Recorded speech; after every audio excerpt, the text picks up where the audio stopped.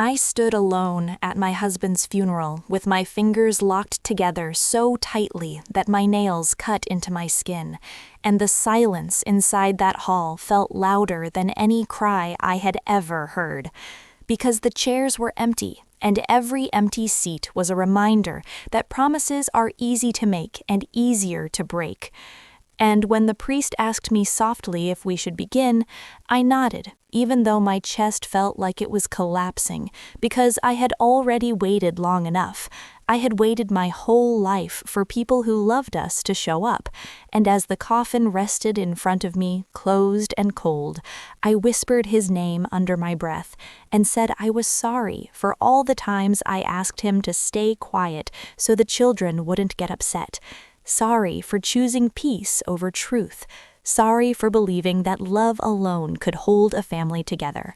And my phone stayed silent in my hand, even though I checked it again and again like a fool, hoping for a last-minute call, a rushed apology, footsteps running down the hall. But instead, there was nothing except memories. And I remembered my son laughing last night on the phone, saying, "Mom, relax, I'll come." And my daughter sighing and saying, "It's just a funeral, we'll see." And standing there, I realized how easily they had turned their father into an event instead of a loss. And as the priest spoke about loyalty and family, his words felt like knives because my husband had been loyal until his last breath, while the people he raised couldn't spare 1 hour for him. And my mind drifted back to nights when he sat at the dining table staring at his phone, pretending not to care, saying, "They're busy," while I washed dishes and swallowed my anger. And I remembered how he used to wait by the window on his birthday, how he smiled when a message finally came hours late, how he told me not to pressure them because he didn't want to lose them completely. And now I stood there realizing that he had already lost them while he was alive, and death just made it official. And when the ceremony ended with polite nods from strangers and no arms around my shoulders, I felt something inside me crack, not loudly, but deeply, like a bone that never heals the same way again. And as I walked out alone behind the coffin, I understood that this was not just the end of my husband's life, it was the moment my role as the silent, forgiving mother began to die too, because something cold and clear was settling inside me, something that whispered that love without respect turns into self-betrayal, and I didn't know it yet. At that empty funeral hall was the first step toward a truth my children were not ready to face. After I stopped answering their calls, the silence scared me at first because I had spent my whole life responding immediately, fixing problems, smoothing feelings, but now the quiet felt like a mirror forcing me to look at myself. And I began noticing things I had ignored for years, like how the house still smelled faintly of my husband's cologne, how his shoes were lined neatly by the door as if he might walk in any moment, and how every corner held a memory my children never bothered to ask about. And one afternoon, my son finally showed up unannounced, standing in the doorway with sunglasses on and impatience in his voice, saying, "Mom, why are you acting like this?" And I looked at him and realized how much he looked like his father and how little he understood him. And I asked quietly, "Why didn't you come?" And he shrugged and said, "It was just bad timing." And that answer hurt more than anger because it proved my husband's life had been reduced to an inconvenience. And when I told him about the will, his tone changed instantly, his voice sharper, his eyes calculating, and he said, "That's not fair." And I laughed softly because fairness was something his father never received. And I told him, "Your father waited for you." And he replied he should have said something. And in that moment, I understood how deeply broken our family communication had been, because my husband had said everything through his silence, and no one listened. And when my daughter came later, crying, talking about regret and guilt, I listened carefully and heard fear underneath. Fear of losing comfort, fear of consequences, not grief. And she said, "Mom, we're family." And I answered, "Family shows up." And those words shocked even me, because they were words I had swallowed my entire life. And as days passed, their visits became tense negotiations instead of comfort, their apologies followed by questions, their hugs brief and awkward. And I began to see them not as cruel, but as spoiled by forgiveness they never earned. And late one night, I sat alone holding my husband's old watch, remembering how he once told me, if something happens to me, don't let them guilt you. And I cried for the first time, not just because he was gone, but because I finally understood him. And that understanding came too late to save him, but just in time to save me. And as I placed the watch back in its box, I made a quiet promise to myself that I would stop shrinking my pain to make others comfortable, even if that meant standing alone again, because loneliness with truth felt lighter than love built on neglect. In the weeks that followed, I started doing things I had never done before, like saying no without explaining myself, and sitting with my pain instead of hiding it behind excuses. And when my children kept coming with soft voices and hard expectations, I listened without interrupting and noticed how every sentence circled back to money, property, or what they deserved, never once landing on who their father was or how he died feeling unwanted. And one evening, my daughter finally snapped and said, "Why are you punishing us?" And I answered honestly, "I'm not punishing you. I'm just done protecting you from the truth." And that truth hit harder than anger, because it had no emotion left in it, only facts. And I told her how her father waited by the window on holidays, how he defended them even when they hurt him, how he asked me once if he had failed as a father, and her face went pale, because she had never imagined him as someone who felt small. And my son tried to argue, saying he was strong, he didn't need us. And I looked at him and said, "Strong people need love too." And that sentence hung between us like a crack in the wall that could no longer be ignored. And after that day, their visits slowed down, their calls became shorter, and I felt the strange relief of no longer being responsible for their comfort. And I began sorting through my husband's things, finding letters he never sent and notes he never shared, small reminders that he had carried disappointment quietly. And one letter was addressed to me, written months before his death, where he said he didn't blame the children, only himself for teaching them that his feelings could wait. And reading that broke me in a new way, because I realized how deeply we both had confused sacrifice with love. And that night, I slept peacefully for the first time in years, not because the pain was gone, but because I finally stopped lying to myself about it. And in that quiet, I felt my husband close, not as a regret, but as a lesson. And I knew that whatever happened next, I would no longer bend myself into silence just to keep others comfortable, even if it meant walking forward alone. As months passed, the house slowly changed from a place of mourning into a place of truth. And I stopped setting extra plates at the table or waiting for calls that never came. And when my children finally realized that I was not chasing them anymore, panic replaced confidence. And my son showed up one afternoon angry and defensive, saying, "You've changed," like it was an accusation. And I looked at him calmly and said, "No, I just stopped pretending." And that honesty unsettled him because he was used to guilt working on me. And when he demanded his share and said his father would have wanted it that way, I answered quietly, "Your father wanted to be loved." And that ended the argument, because there was nothing he could say to that. And my daughter tried a softer approach, crying and talking about memories she suddenly remembered. But even then, I noticed how every story ended with her, never with her father. And I felt a deep sadness, not for myself, but for them, because they had learned too late that relationships are not banks you can withdraw from after years of neglect. And one day, I visited my husband's grave alone and spoke to him out loud, telling him that I finally understood why he changed the will, not out of anger, but out of clarity. And as I stood there, I felt peace instead of bitterness, because karma didn't come as revenge, it came as reflection, forcing my children to face the emptiness they helped create.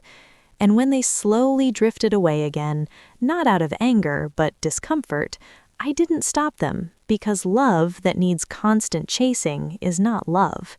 And for the first time in my life, I felt strong without being loud, firm without being cruel, and free without being lonely, knowing that my husband's final lesson was not about inheritance, but about dignity.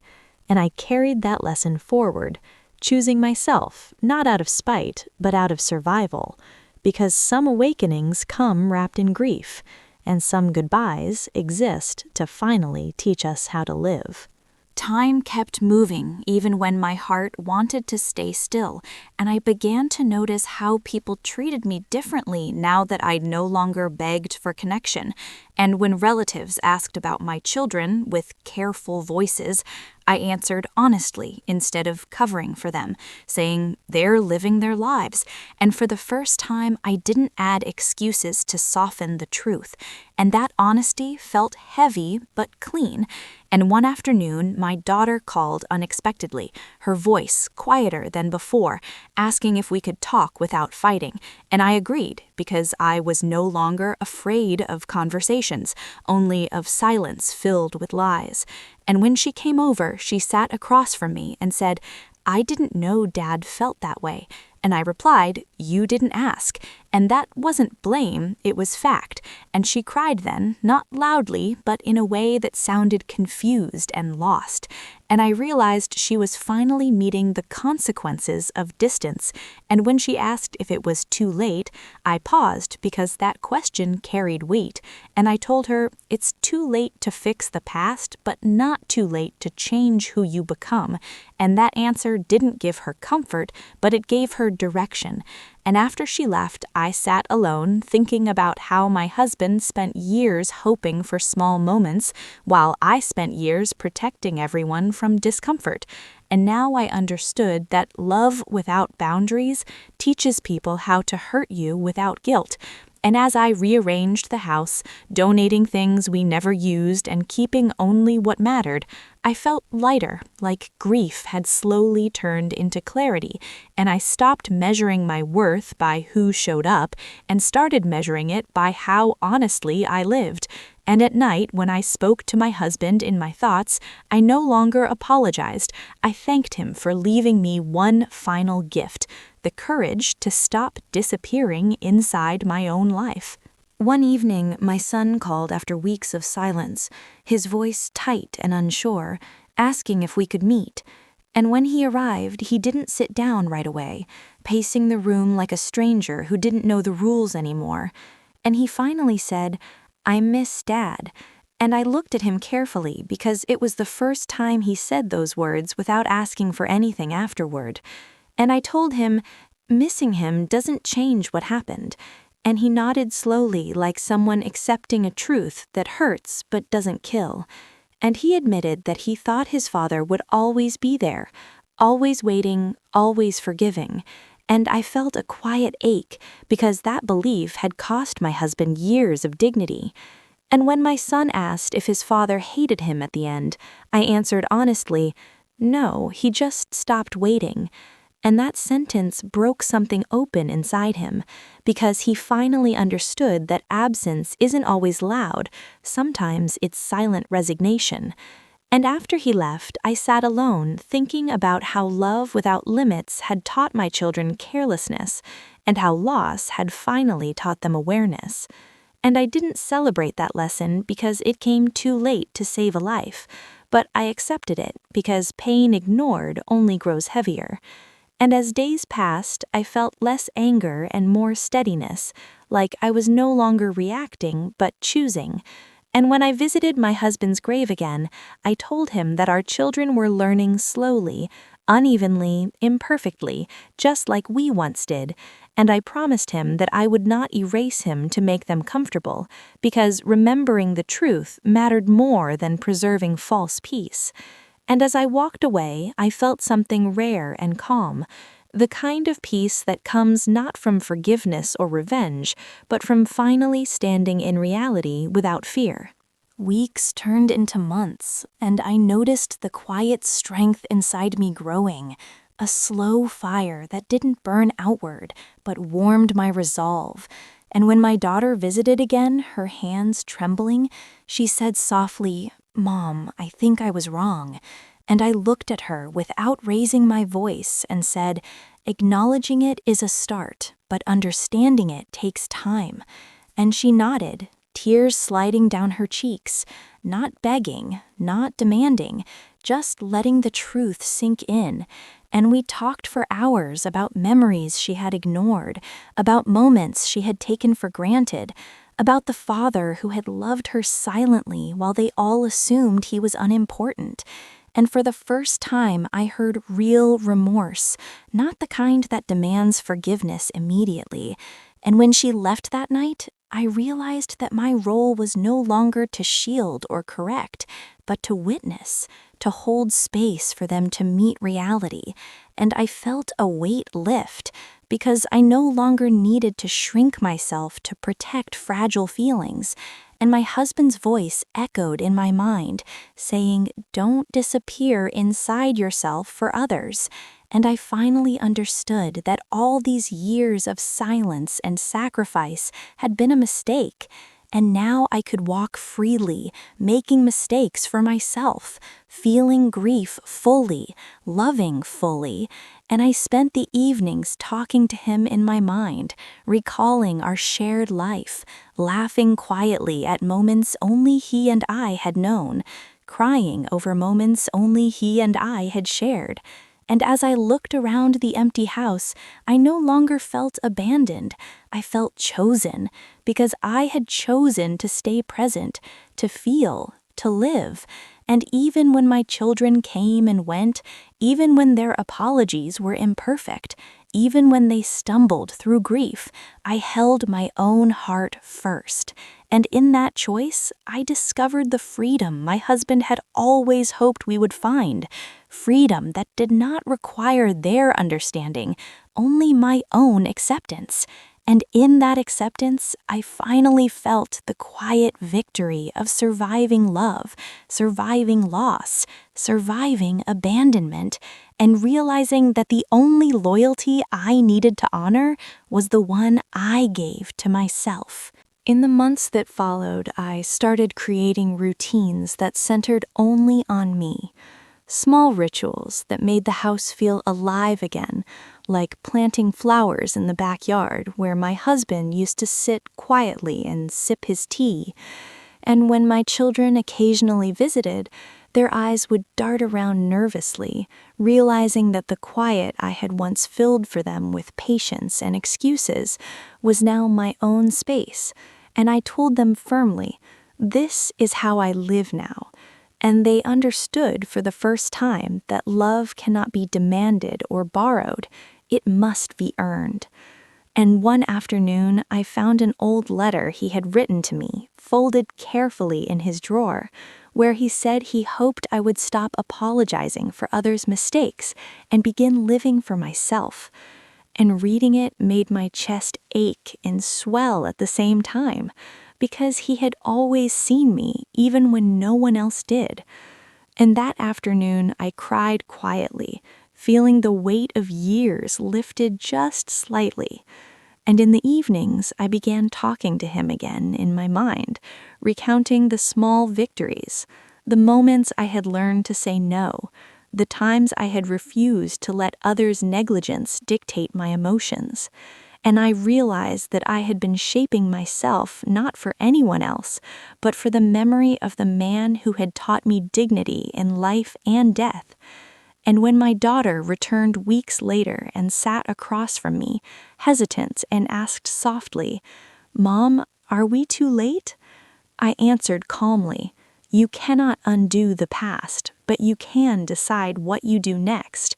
And I saw a flicker of understanding in her eyes, and though they still struggled with guilt and self-interest, I no longer felt the need to rescue them. And as the sun set through the window that evening, painting the walls gold, I felt a quiet satisfaction because I had finally learned that survival and love for oneself were not selfish, and that the greatest tribute I could give my husband was not mourning endlessly, but living fully, honestly, and without fear of abandonment again.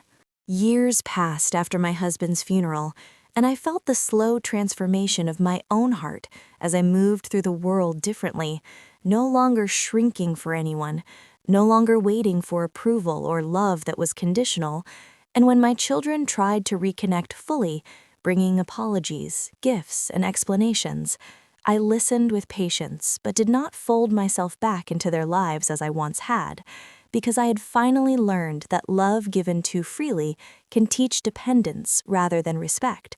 And I walked through the house, now filled with sunlight and flowers, feeling the weight of grief ease but never disappear, carrying instead a quiet, unshakable strength that reminded me every day that surviving betrayal and absence was an achievement in itself. And I would speak to my husband in my thoughts, telling him about the little things, how the garden bloomed, how I finally painted the kitchen the color he loved, how I laughed at small absurdities again without guilt. And in those moments, I felt him smile at me, not as a ghost, but as a presence that had never abandoned me. And when my children approached me one last time with true remorse and a desire to rebuild, I looked at them and said calmly, "I will allow you in, but on my terms, because I am no longer the person who disappears for anyone." And they understood, though it would take time for them to feel it in their bones. And in that clarity, I realized that the funeral where no one came had been the cruelest gift and the truest awakening, because it taught me that standing alone could also mean standing tall, and that life, even after betrayal and heartbreak, could be lived fully and honestly if I chose myself first. And as I walked outside one evening feeling the sun warm on my face and the wind brush my hair, I whispered to him softly, "I did it. We did it," knowing that I had honored his life not with tears alone, but with the courage to love myself, to survive, and to finally live without fear or apology. And in that moment, I felt whole again, stronger than I had ever been, because I had turned tragedy into transformation, silence into clarity, absence into freedom, and the echo of his love into my own unshakable strength. And I knew in my heart that even when I stood alone, I would never be lonely again.